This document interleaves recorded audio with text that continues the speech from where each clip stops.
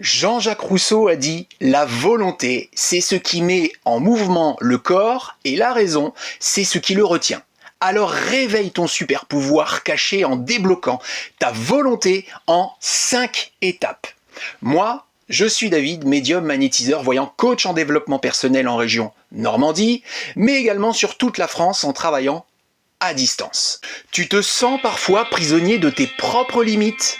Et si je te disais que tu as déjà en toi la clé pour une volonté inébranlable? Étape 1.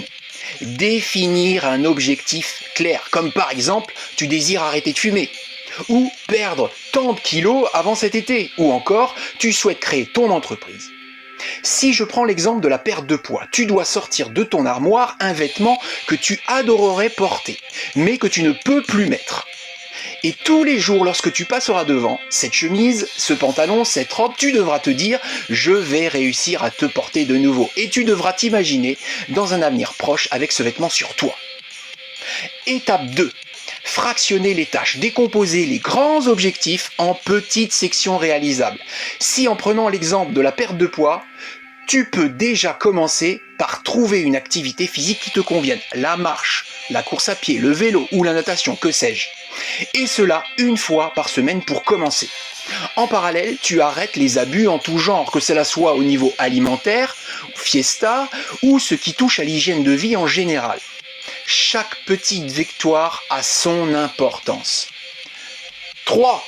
Cultiver la discipline quotidienne avec des techniques simples pour instaurer les routines positives. La régularité est très importante, comme l'heure du réveil, que cela soit en semaine ou le week-end. Il faut peu d'écart.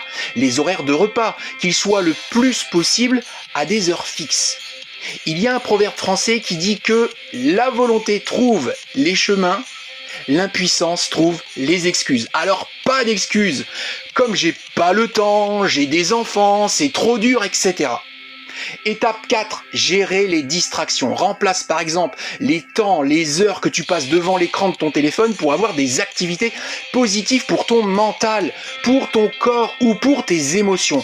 Crée-toi des environnements propices à la concentration, que cela soit dans ta vie personnelle, sentimentale, professionnelle, familiale ou sociale. Étape 5, célèbre tes progrès. Souligne l'importance de reconnaître et de te récompenser de tes efforts. Insiste sur le pouvoir de la gratitude en te gratifiant de compliments à chaque fois que ta volonté te pousse à l'action.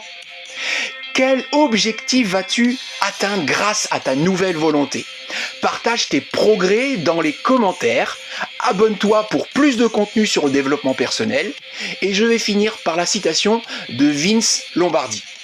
La différence entre une personne qui réussit et les autres n'est pas un manque de force, pas un manque de connaissances, mais plutôt un manque de volonté. À bon entendeur!